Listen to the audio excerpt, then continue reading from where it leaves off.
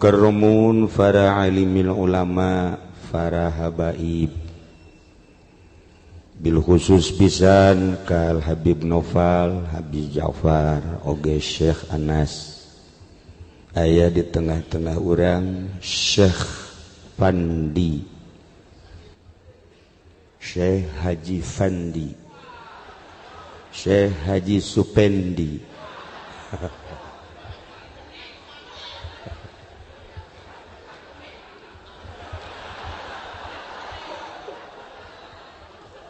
aparatur pemerintahanana nu alhamdulillah dina saah ieu hadir di tengah-tengah urang Bapak Bupati berikut Bapak Camat anu ayeuna anjeunna alhamdulillah ngajabat salila mengisi kekosongan hakikat nama lain bupati itu sareng urang oge Bapak Kapolres nu alhamdulillah diwakili oleh Waka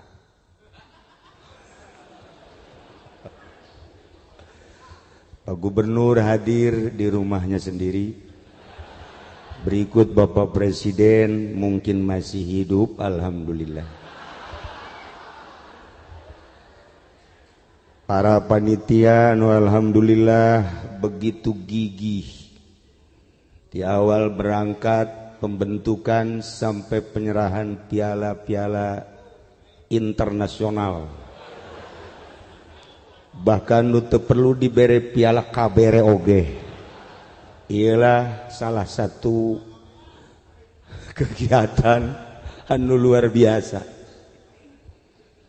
Para kori Masya Allah luar biasa suara anu menggugah hati lamun dibandingkan jeung suara Haji Pendi ya Karim hese orang nyebutkan anak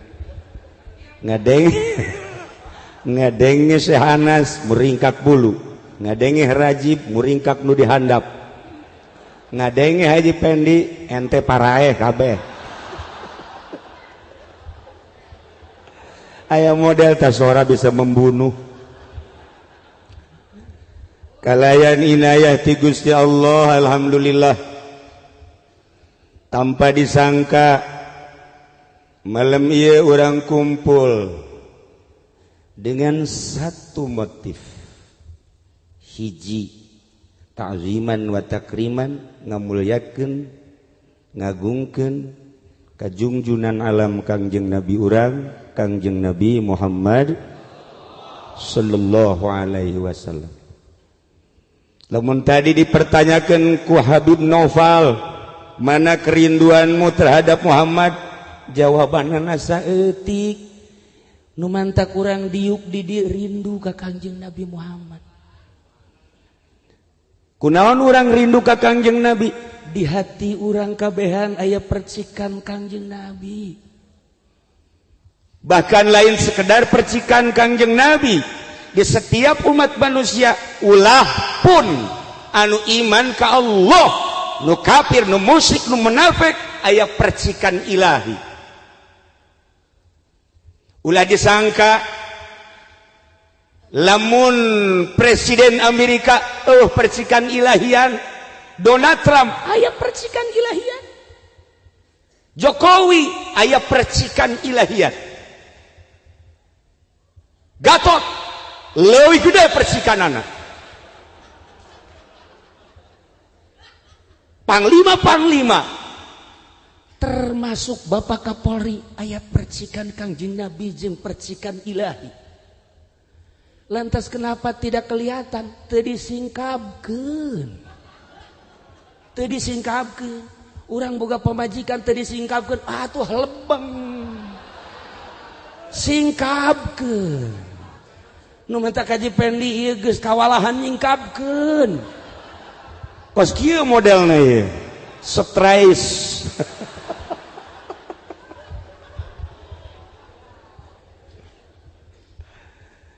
lamun Kangjeng diisrokeun lamun Kangjeng dimi'rajkeun lantaran percikan ilahi langsung terhadap Kangjeng, sehingga tidak ada sekat antara Kangjeng jeung Allah. Kapan saja, di mana saja, iraha bae Kangjeng bisa Isra Mi'raj, lain sakadar anu dibukukan, dikitabkan, dicatat di ayat suci Al-Qur'anul Karim. Kangjeng Nabi bisa Isra, iraha bae, Mi'raj, iraha bae, sebab antara Allah jeung Kangjeng, antara Kangjeng jeung Allah tidak ada sekat. Allah jeung urang tidak ada sekat sama sekali. Iraha Allah aya sekat jeung urang teu aya. Lantas urang teu nyingkap, urangna ka Allah terlalu besar hijab. Sabaraha hijabna? Cek Allah, wahai Jibril, bejakeun ka nabi kaula, bejakeun ka utusan kula nu ngaran Muhammad, antara kaula jeung hamba, antara kaula jeung umat teu aya hijab. Cuman umat ka kaula hijabna aya 70 alfal. 70 alfan, 70.000 hijab. Polisi manggis boro-boro naon hijab nu wadah. Abri wadah. Bupati wow.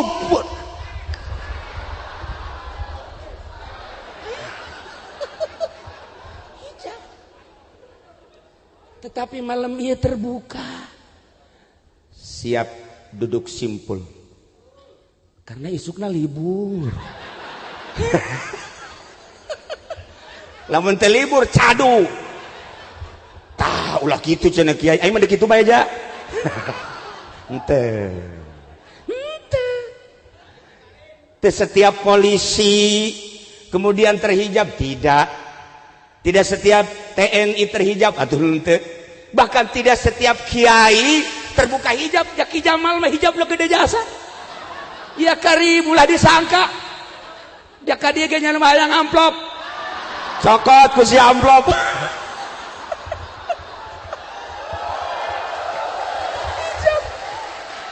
Ya Karim, untuk membuka tabir hati. Maksudna naon? Aya hiji cerita. Seseorang anu istimewa ibadahna ka Gusti Allah. Malaikat Jibril usul ka Gusti Allah, ya Rabb, tolong beritahu saya, pangbejakeun ka abdi, berenya ho abdi coba saha anu panghebat-hebatna jelema anu ibadah, panghebat-hebatna jelema anu ibadah saat ieu. Cak Gusti, ulah nyaritakeun anu luhur pangkat nu hebat ibadah. Tingali di gunung Syria, di Lubnan aya guha. Sok kadinya. Malaikat Jibril langsung datang ka dinya, ya Karim. Assalamualaikum. Begitu ngobrol, eta jelema teh sapoe-sapeting sare nangan sajam. Ibadahna teu eureun-eureun salat, baca Quran, zikir jeung maca sholawat. Awakna ge geus lain awak model kos urang. Aya nu kuru ge di dieu bengek. Lain eta. Kuru ibadah. Tapi cahaya muncul. Daharna hanya sisa-sisa manusia eta ge ketika dibutuhkan. Malaikat Jibril gode kepala, Masya Allah. Geus teu hayangeun nya nama milu raramean. Geus teu hayangeun nya nama ningali alam dunia hiji bae nu ditingali teh akhirat. Malaikat Jibril kagum. Setelah kagum keluar, sababaraha meter tidinya aya jelema nu keur mabok. Ngagali taneuh deuk nyieun pager lantaran mabok, sakilan geus diliangan eta tihang teu daek asup-asup mabok atuh peing deuk kumaha. Kok hanya geus ade kieu ngagilek deui ka dieu ngagilek deui. Oleng. Tuh sia seri mah mabok sia. Ayawan gua ing sia. ku malaikat Jibril di deketan gadinya cek benak hati anak muda ulah-ulah dek nulungan aing sia kai kanyahoan ku malaikat Jibril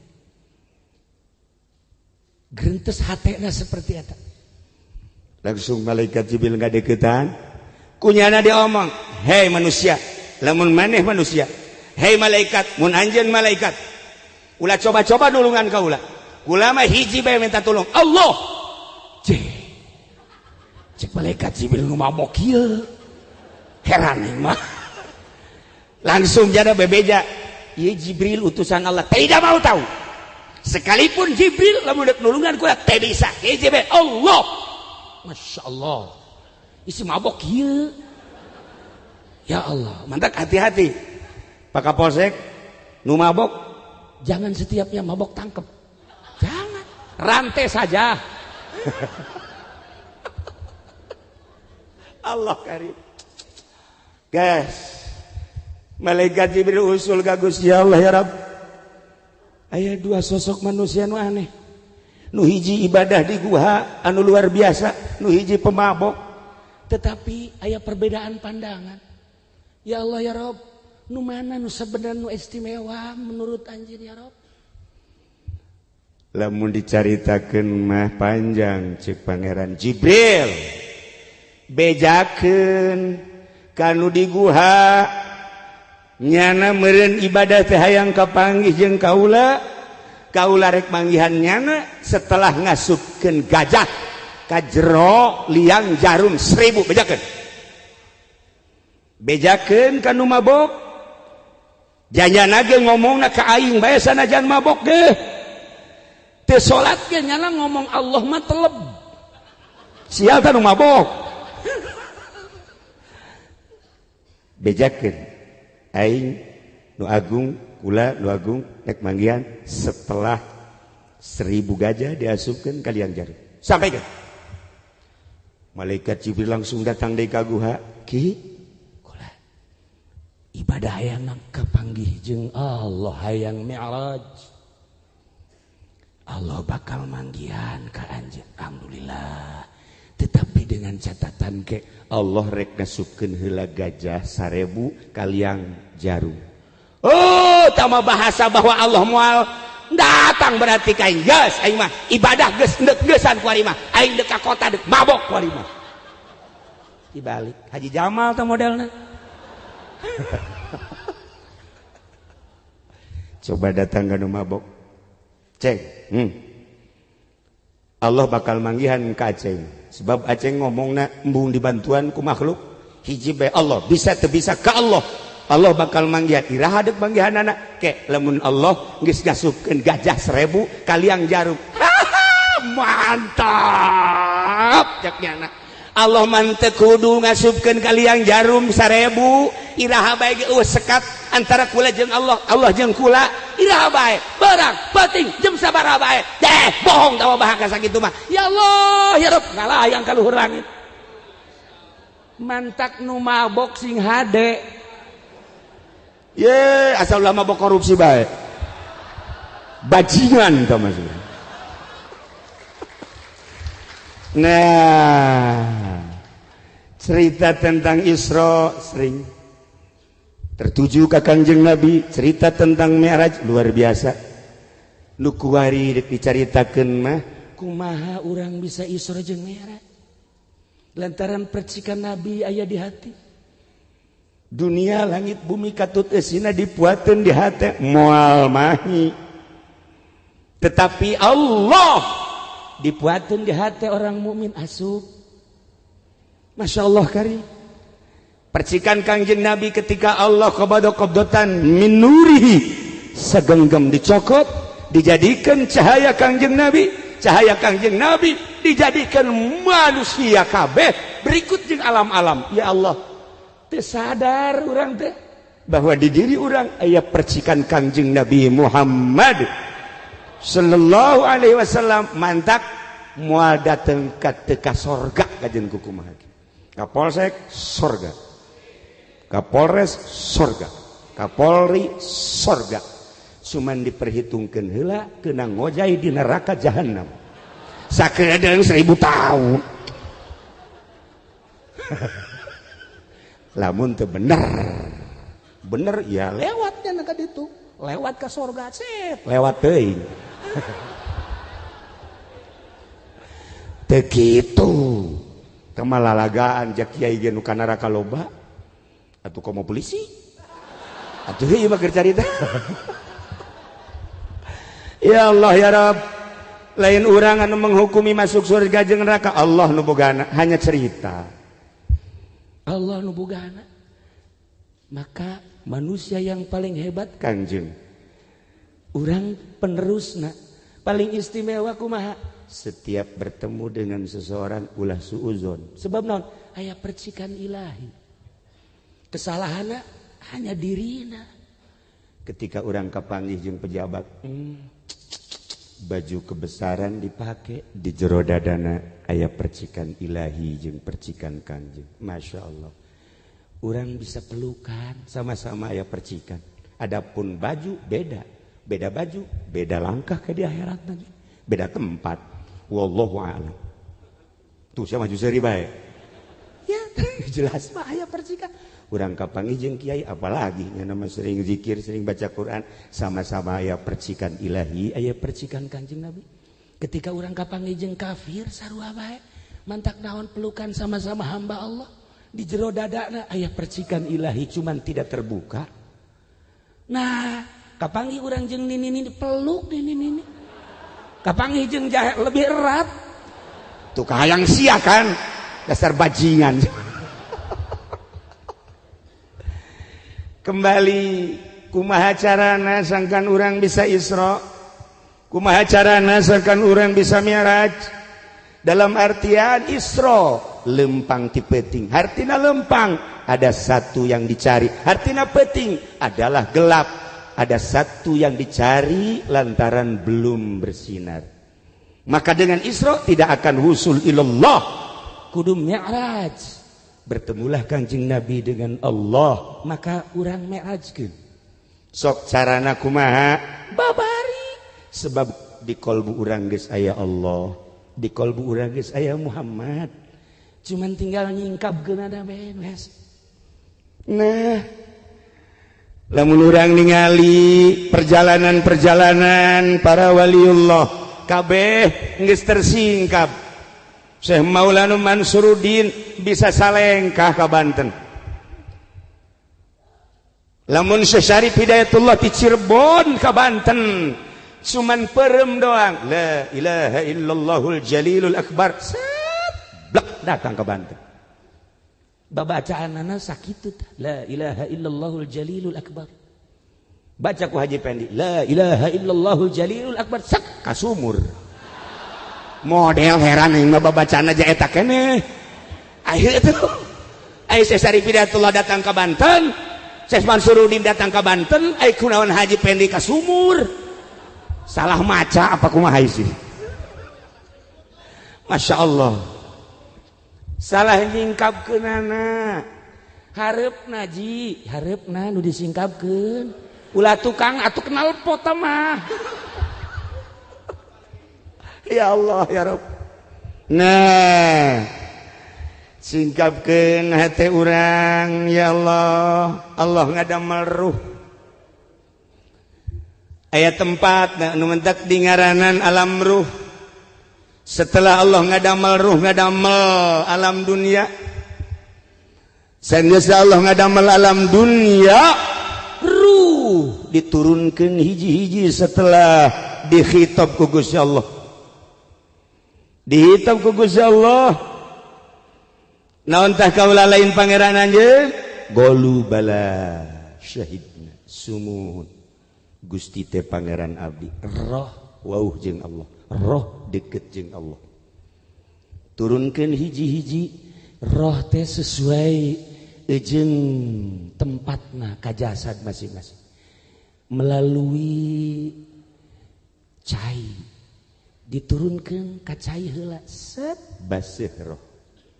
Ti cai diturunkeun ka lempung ka taneuh. Maka bobolokotlah roh. Setelah diturunkan ke tanah, diturunkanlah ke angin. membekulah roh.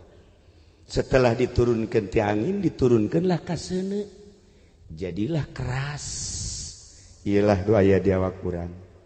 Aya jasad terbuat tina anasirul arba'ah, cai, taneuh, angin, jeung seun. Di tengah-tengah awak urang aya ruh, singkapkeun geura supaya urang bisa Isra Mi'raj, manggihan Lailatul Qadar. Lailatul Qadri khairum min al syahr. Masya Allah. Gerage lamun kugula dicaritakeun ya, hiji-hiji bakal bisa haliber kabeh. Bisa hiber.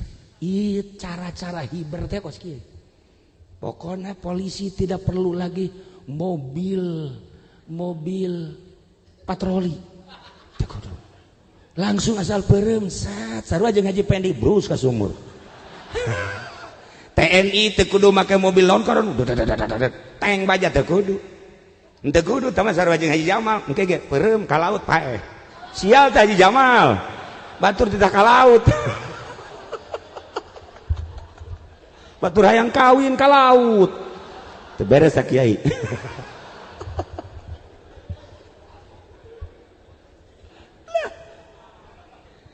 Lamun dicaritakeun tentang hijab nu 70 moal anggeus, tetapi ternyata aya pos-posna. Urang datang ka posna, datang ka pos 1, pos 2, pos 3, pos 4, cukup 4 bae pa posna. Ulah datang ka 5, embe gembel teh ngaranna. Pos. Pertama heula ieu urang lalaunan ieu tentang ruh urang. Karena ruh urang melewati cai, melewati tanah, maka didinya aya ruh nabati jeung hewan. Artina ruh nabati ruh tumbuh-tumbuhan, artina ruh hewani ruh kehewanan. Singkapkeun eta urang rapih nyingkapkeun eta, tinggal nyulusup ka ruh selanjutnya. Bisa hiber gerak. Mulai gerak geset orang merenung. Deka mana awak? Deka Allah. Ai Allah di mana? Jadi diri urang gaya percikanana. Koh henteu timbul ye energi Gusti Allah lantaran aya ruh nabati. Naon? Makanan jeung minuman.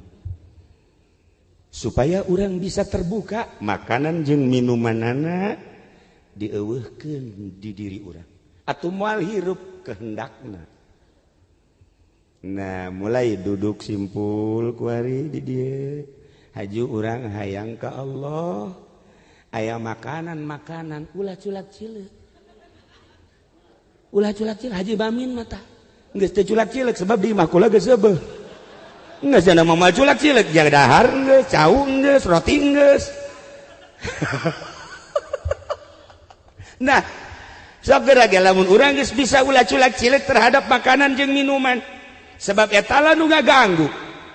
Nu ngaganggu urang teu bisa ngendalikeun diri urang tina makanan jeung minuman, naon bedana jeung kebo? Urang kuari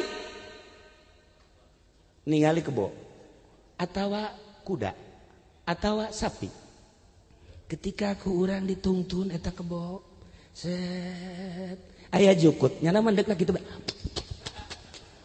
Yes, ya. Urang disia-sia. Terus datang ke sawah kadinya aya pare nu keur mejeuna. Nah, siapa pare eta mah? Yo, datang ka hareupeun imah batur aya cangkokan. Nah, ieu hewan nu kitu ngaranna. Kula neuleuh Haji Pendi teu meunang aya makanan. Asal aya kacang tuh soheh cenah. Asal aya makanan cek aya cau cek sagala rupa. Eta mah beuteungna teh geus beuteung kebo plen tah mah. Nah, lamun hayang nyaho, ieu naluri kebo Haji Pendi. Teu meunang aya makanan jeung ieu. Tah moal bisa Isra Mi'raj tah nu kos kitu moal bisa tah mah. Kecuali Mi'raj ka pamajikanna lihei tah mah. Hewan. Ya Karim ya Allah, mantak aya bae cara puasa. Tapi puasana lain rucak Haji Jamal dicaritakeun. puasa untuk mengurangi syahwat, puasa TK tah mah kos kitu mah. Bahkan samemeh TK PAUD tah mah. Ya, puasa kana kecil teman kos kitu mah tuh. Oroknya bisa eta mah puasa kos kitu mah. Lain puasa kos kitu tah mah puasa tina makanan jeung minuman siang maupun malam. Lain berarti untuk mengurangi syahwat, tetapi untuk mentiadakan keinginan makan dan minum. Supaya sampaikan ka teu hayang dahar jeung nginum teh, teu hayang bae. Dibere ge dibere, embung lamun lain kahayang nyana mah. Tolol deui bae eta mah tuh. Gambar eta mah deuk Allah sih pulah pilih. Gambaran. Urang didinya geus mandeg sebab aya ruh hewan. Diri urang mah di dieu bae ka Bandung teu meunang lapar saeutik. Kakarak ge naik mobil Haji Mamin geus ngomong urang di mana eureun nya cenah teh. Ieu cai ge encan ka dieu kabeh. Cai can ka dieu kabeh geus ngomong urang dahar di mananya tolol tah budaknya. Heuh horeng di tukangna Haji Pendi. Atuh saruana tah mah. Urang mancan laon-laon teh geus garencanakeun dahar di mana, nginum di mana, sare di mana. Ya karim, etalah ruh nabati jeung ruh hewani. Perangan dua eta bisa isra urang. Kiai kok hese amat? Moal bisa urang cicing di pemerintahan. Moal bisa urang di kepolisian, moal bisa urang di TNI. Boro-boro eta di organisasi jeung di partai sangklang kiai ge kiai deuleu Haji Jamal lintuh. Eta kan korena cek santri mah eta. Lintuh berarti banyak makan. Tuh lamun loba dahar ya moal bisa Isra Mi'raj. Mantak anakan deui. Lain deui teh mah Isrona. Teh ilah para jamaah kaum muslimin wal muslimat rahimakumullah. Ternyata horeng loba nu mampu lamun di Garut baheula aya seorang PNS jadi wali. Takjub. Seorang PNS di Garut, kula pemajikan orang Garut. Nyaho aya seorang PNS diangkat jadi waliullah. Kok bisa gitu Kiai? Setelah dicek kanyahoan jadi walina kumaha? Setelah 1 tahun jasadna kuburanna dipindah beleger luar biasa. Seut PNS. Lamun Gus Dur Raja jadi wali, tidak menutup kemungkinan Waka jadi wali mujbir. Wali mujbir. Wali ngawinkeun sal boga anak bae. Nah, iya. Begitu kula ngecek ke keluargana, kok masa hidupna kumaha sih seorang PNS bisa jadi hebat kieu? Ternyata sapatuna boga hiji doang sepasang maksudnya. Bajuna boga 2 doang, nu ieu diseuseuh, nu ieu dipake, nu ieu dipake, nu ieu diseuseuh. Dan lain-lain sebagainya, teu boga 3, teu boga 4, 2. Selama hirupna mengabdinya untuk negara. Itu pernah ngadahar duit selain daripada duit gaji. Aya ti sisi ti gigirnya nama teu hayang. Diiming-iming ku bupati, embung jang bupati bae kula mah cukup sakieu bae. Kunaon mana ieu dibere kesempatan ieu embung. Bahkan naik jadi kepala dinas teh naon gara-garana? Kepala dinas teh naon? Dasar aing bodoh teh nyaho tah. Tuh kayak setolol kan. Aing nyampur jeung nu bodoh. Jadi odob. Nah, iya dihayangin ditanya ku bupati, kunaon anjeun teu daek? Sekedar dunia gampang, tapi engke di akhirat mun ditanya ku Gusti, kula ngadahar nu lain hak kula, sedengkeun lamun eta terjadi neraka. Masyaallah. Ngaleuwihan Ki Jamal tah pikiranana. Eta kiai mah. Kiai ge eleh tah tolol. Atuh nyaho tolol nu mana meureun teh mah tah. Nyelehkeun kiai. Masya Allah karim. Nah iya seorang PNS lamun boleh diceritakan seorang polisi ti Gus Dur. Aya seorang polisi anu jadi diangkat jadi waliullah. Seorang TNI. Masya Allah, atuh Allah mendek ngangkat wali gampang, nu mabok ternyata jadi wali. Tuh, kamari kan kaula ka Maroko. Eta teh nyabakan negara 1000 wali. Nyaba deui ka Turki. Negara pinuh ku aulia-aulia Allah. Di Maroko Masya Allah meringkak bulu ku nama ieu wali, ieu wali, wali pohara. Jeung jelemana gerli, Masya Allah anu dihayangalkeun dibayangkeun ti dia Afrika pasti hideung Afrika pasti kajen kuku mage hideung nyaho ka seeng bol seeng eta nyaho tapi ternyata barang datang ka ditu ya Allah jeung anu hideung irung mararancung mata sararipit bule ya Allah ya Rabb ieu ku garlis-garlis teh urang Maroko horeng Afrika Utara anak gua Haji Agus teu beres hiji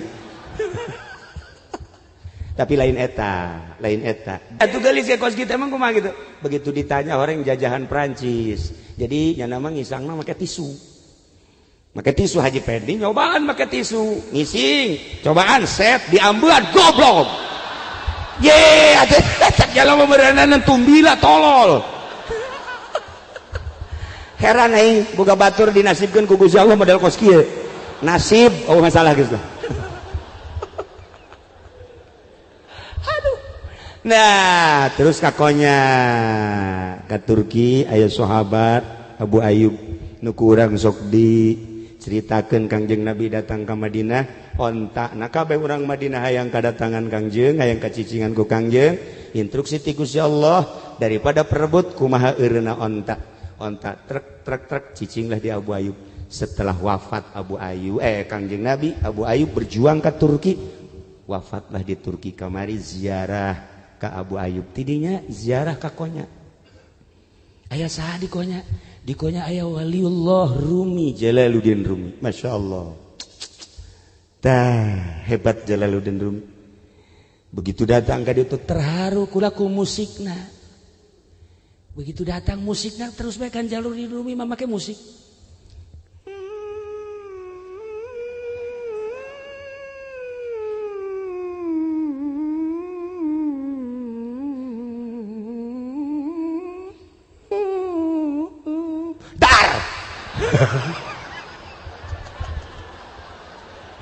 aduh rempag hate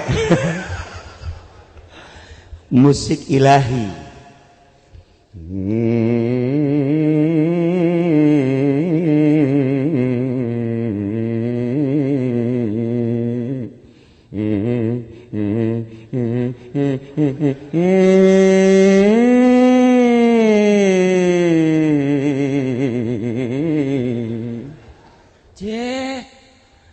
Atau bang gua kan sok nyanyi di kamar sorangan, dikendangan ku pamajikan, tilok angges.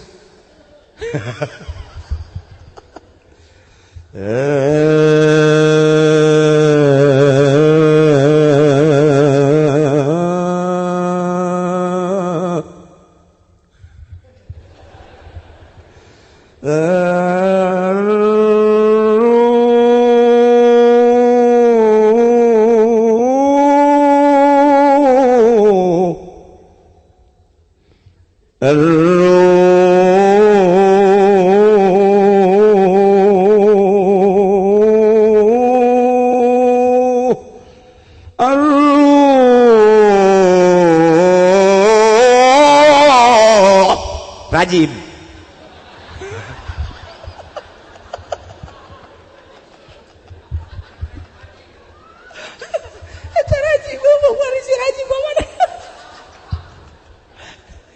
aya nyanyian Rumi sebab waliullah aya nyanyian apa cerita ruh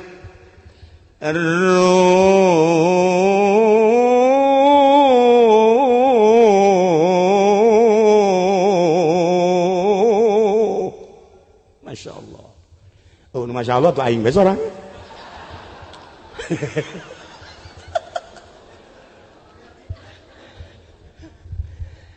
nah iya Rumi salah satu konsep Rumi untuk bisa Isra Mi'raj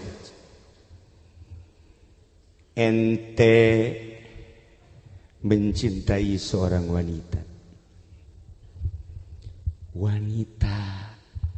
aya di harapan orang atau bahasa Rumi seorang laki-laki sedang bercinta aya kekasihna dihareup dicoba ku kabogohna cik kabogohna Karawang ieu mah ya asal geus AA sehektar dijual Karawang jahat. Masya Allah, Masya Allah. Perehyangan mah akang, ya Allah. Imah temen dijual, BAKB. Iya nu kita kuat mah, kamana? Kadieu heula sakedeung, aduh, Masya Allah, rempag hate. Kadieu. Adamin. Ya Allah, ya Rabb. Masya Allah, itu lamun orang Karawang geus gitu ya Karim. Peremasa kadele bentasa karasa nyang gigir rasa gigirin nang karaka saluhureun adamin. Nah, ieu dek Isra ya. Sia seserian goblok. Seorang lelaki dihareupeun ka bogohna. Nya cinta ka abdi sangat. Memandang abdi teh seperti kumaha? Seperti bintang di langit. Maksudnya sejuta bintang di langit satu yang bercahaya. Masya Allah. Bagus. Coba sampaikan di nu leuwih indah supaya hati tenang. Gunung yang tinggi akan kudaki, lautan yang dalam akan kuseberang. Masya Allah. Nikmat perasaan. Coba nu leuwih ti eta. Andaikan aku memandang wajahmu di terik matahari yang panas, tetapi ketika aku pandang wajahmu, teduh perasaan. Masya Allah. Iya Karim, pohara ta bahasa geus luar biasa ta mah. Nah, cek kabogohna teh di tukang tuh aya awe geulis ya coba di tukang. Di deuleu ku nyana. Dah, gombal sia. Gombal cek awena. Cenah sejuta bintang di langit, kakarak di bobodo bae ngalieu. Geus. Kuputuskan saat ini juga cintaku kepadamu. Wow, laki itu neng. Bebeakan amat sih. Itu masa sih kakarak ngomong ku ari geus ngalieu sayang mah. Sayang. Ente hampura. Tidak ada maaf bagimu. Ambo. Sekali ini saja maafkan diriku. Ya udah kalau gitu aku maafkan. Tetapi awas, jangan engkau lukai hatiku untuk kedua dan ketiga kali. Ya Allah ya Rabb. Ngobrol lah nyana. Eta si pambajik si alkabogohna ka imah heula. Saenggeusna ka imah mawa kue bolu apem jeung kue cincin. Eta isyarah kabeh eta. Bolu dada. Apem alah geus hosia tah mah geus. Cerita ngobrol, ieu kan Isra malam hari ye. Geus etik dia tuh setengah 2 teu rasa. Nah, keur ngobrol-ngobrol ngecek ka bogona teh ikan peting coba taya kue coba nu mana tah anu kasedap jeung resep coba mangga coba ieu buatan saha cenah pokona ulah nyaritakeun buatan sok gara-gara icip-icip langsung nyana nyokot ka apem wah tolol cek cenah teh cek ka bogohna geus putus ayeuna keneh pan bisa putus lamun bener bogoh teu kudu ngadahar kue deuleu banget ya deuleu banget lamun bener bogoh pokoknya lapar leungit ku deuleu banget berarti kan kayang kue mengkol tolol gas tidak ada maaf bagimu mantep geus putus didinya geus atuh sa eta kabogohna kieu ya Allah nasib tetep kutunggu jandamu. Nah, sangkilang bari lalagaan bahasa Jalaluddin Rumi seorang kutubul aulia, tetapi makna daripada bahasa Jalaluddin Rumi cacak kakabogoh urang ketika urang mengkol kabogoh bendu.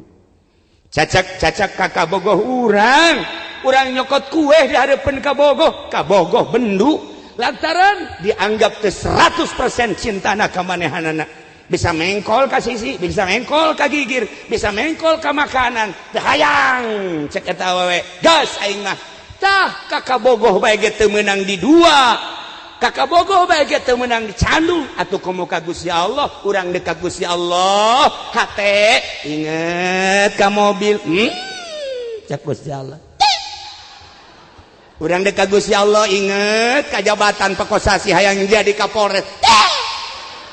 Inget ka bupati hayang jadi bupati Satuluda. Inget kaki Jamal hayang nyandung. Punggal pengkol. Cacak kakak bogoh teu meunang mengkol. Nu mantak eueuh hiji awe anu hayangan dicandung lantaran merasa digrogoti hatina ka Allah. Lamun geus nyandung silakan. Mun urang geus lempeng ka Allah, aya makanan? Tidak. Aya minuman? Teu aing. Aya jahe nu ngajakan goreng teh hayang. Mun nu geulis insyaallah. Sia Ki Jamal mah goblok. Can lempeng keneh bae. Lempeng kan teh hiji Allah. Diniatan ya Allah ya Rabb, percikanmu yang ada di hati akan kubuktikan dengan cara akan kusingkapkan hijab-hijab. Ketika aku menginginkan makanan dan minuman itu hanya sementara. Selama diriku kuat, badanku kuat, insya Allah tidak akan terganggu. Di lain lagi ada hewani, mungkin keinginan kepada wanita, mungkin keinginan naik jabatan, mungkin keinginan tenar, mungkin keinginan mulia, mungkin keinginan agung, mungkin keinginan kaya, dan berbagai keinginan-keinginan akan aku sikap. Ya Allah, tidak ada yang kuinginkan, hanya Engkau ya Allah. Isra orang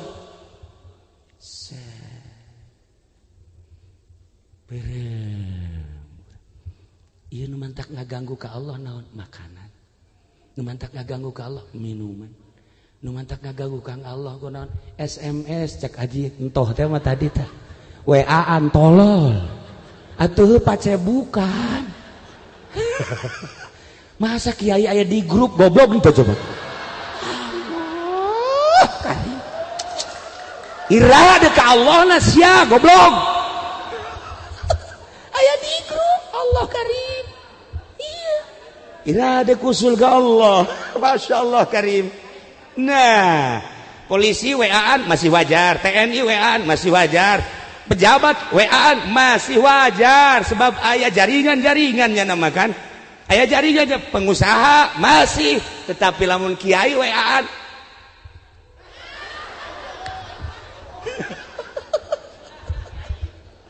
atuh iman mantak wani dijalain kiai itu mah bajingan. Masya Allah Karim. Nah, ieu cerita istimewa Rumi, Masya Allah. Ngemantak ketika kami datang ke ditu terharu dengan Rumi.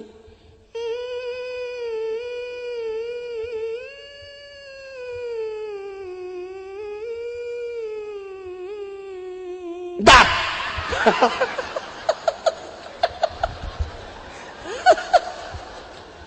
Aduh, asana kudu kausada insani jantung ragab. Musik Rumi luar biasa. Satu pertanyaan, Kiai, emang boleh musik? Tergantung tahapan-tahapanan. Nyanyian eta nu dibaca tadi, nyanyi Tola al-Badru qasidah, burdah qasidah, seberzanji qasidah. Pakai musik tergantung derajat-derajatnya. Bagi orang Syafi'iyah anu can usul ulah. Cukup baik cara tadi. Urang digadekeun Masya Allah sholawat luar biasa. Datang ke hese orang. Nyana nu maca urang nu ngap-ngapa. Atuh Rusdi malah mun sakali deui paeh ngap-ngapa. Nyana mah teu ngap-ngapa Rusdi mah. Wah, ya budak. Tapi anak buah hiji-hijina ieu. Digantina maksudnya ya. Mudah-mudahan dipanjangkan umur, yang mudah-mudahan dibere bisa kawin deui. Cilaka. Ulah. Pokoknya mah bisa wusul ilal Rumi. Masya Allah Karim. Kurang meneliti bahasa-bahasa Rumi. Istimewa. Ketika seseorang nundek masak kacang dibukaan cik Rumi, kemudian kacang tersebut aya dina dina panci kacang nu dibukaan teh ngaluncat ditewak ku Rumi ulah ngaluncat cek kacang teh ndek dikumahakeun ndek dipasak aduh atuh nyeri maneh dipelak maneh teh disiram maksudnya supaya bagus ndek dipasak Allah cak kacang atuh kumaha engke bakalna atuh kami panas atuh kok ndek dipanasan tetapi dibumbuan setelah digodog dibumbuan engke bakal aya rasa engke disuguhkeun ka jelema kacang teh ternyata ngeunah kacang teh horenganan dibukaan heula saenggeus dibukaan teh horenganan dikulub heula saenggeus dikulub teh horenganan dibumbuan heula digodog saenggeus digodog diicip-icip uyahna diicip-icip bawangna diicip-icip cabena diicip-icip dan lain sebagainya geus sedeng cak masak nikmat ieu suguhkeun ka jelema masyaallah ku nikmat ieu kacang jelema ge memeh jadi polisi sakola heula datang-datang make pangkat bae di dia ya bintang 7 atuh puyeng ngana bisa kuarinya kal pangkat teh lantaran digodog heula nah ieu kiai nu mantak dikiaikeun ge Ki Jamal eta teh nya ngadapang heula di pondok pesantren nu mantak lamun santri can hideung ieuna can hideung dengkulna can jadi kiai sebab teu pernah ngadapang teu pernah Haji Pendi bukan hideung buduk teh mah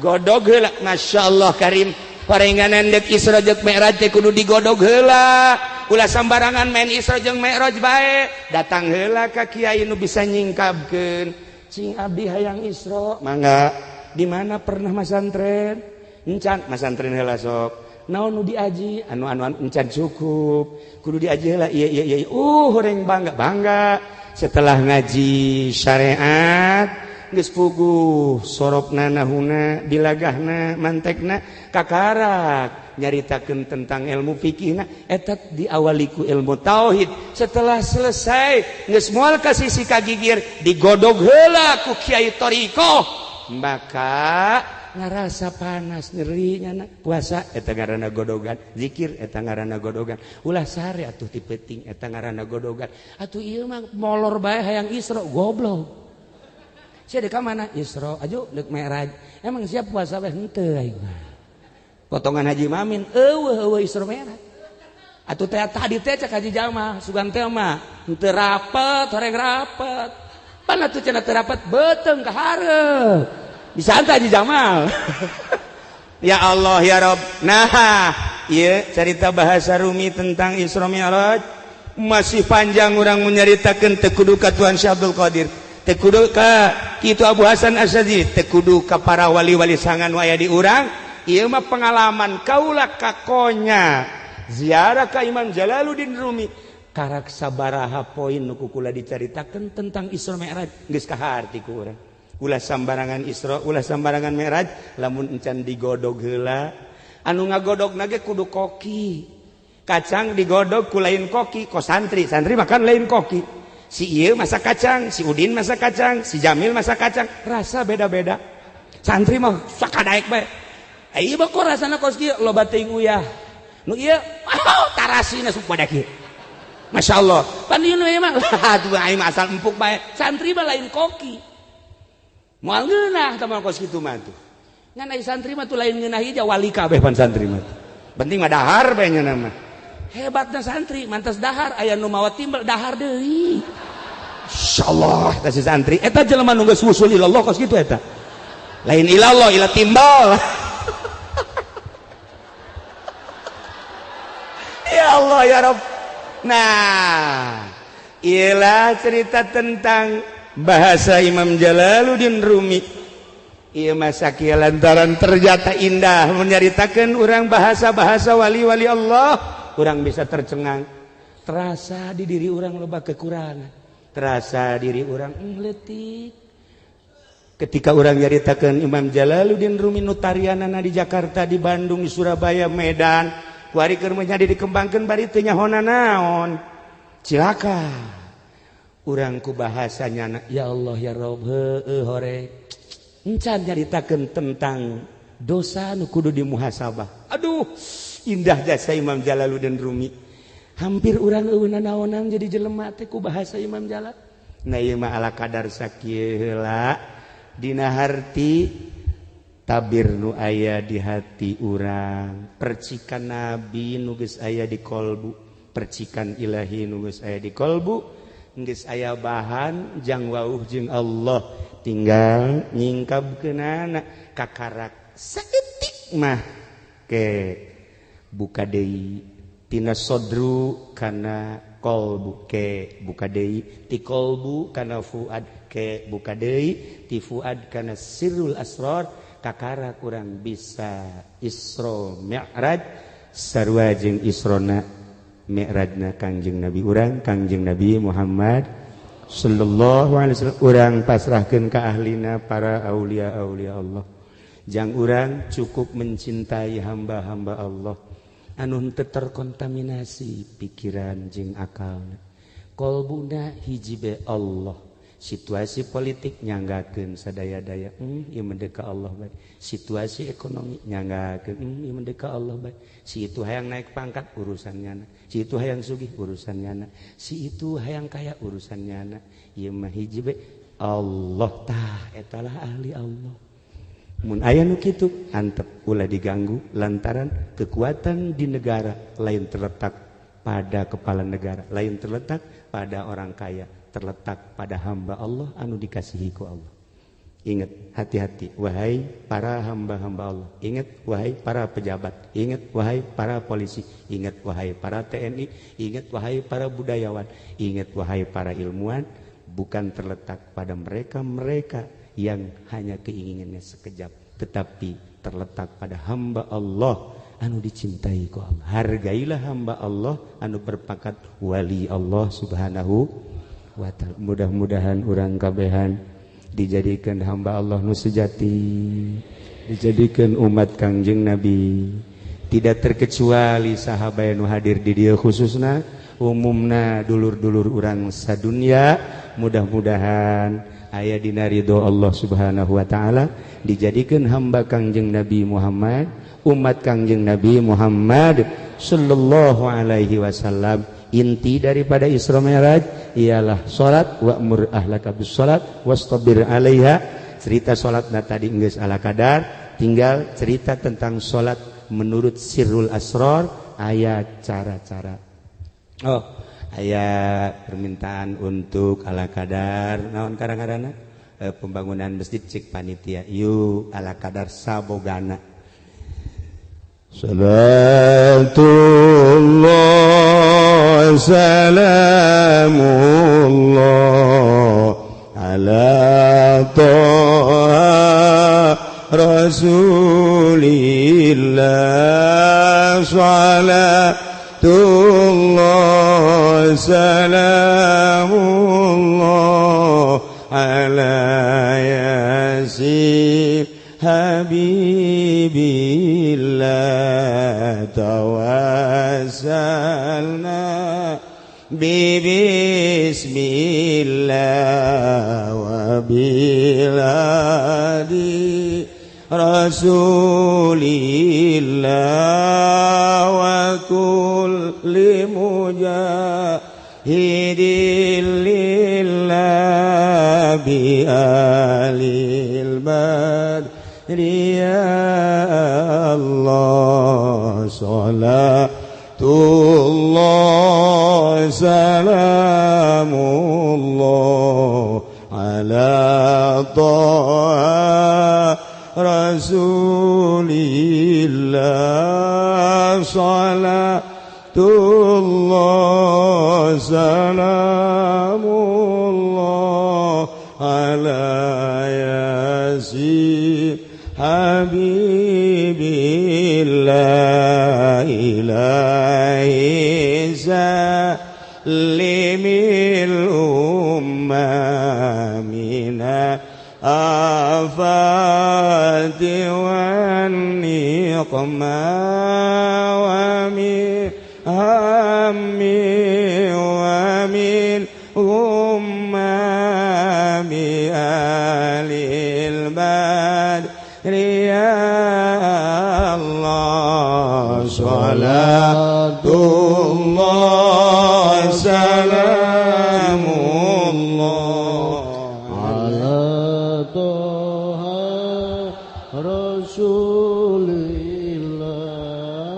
salatullah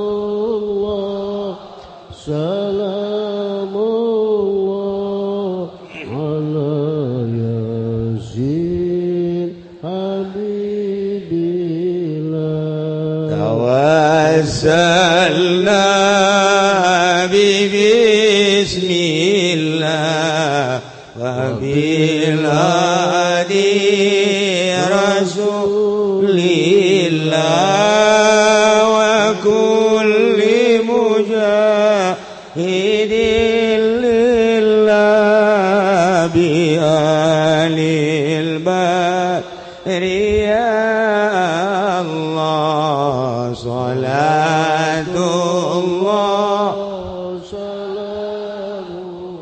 salamullah ala toha rasulillah salatullah salamullah ala yasin habibillah ilahi sallimil ummah minal afati wan niqmah wa min hammi wa min ummah bi alil badri ya Allah salatullah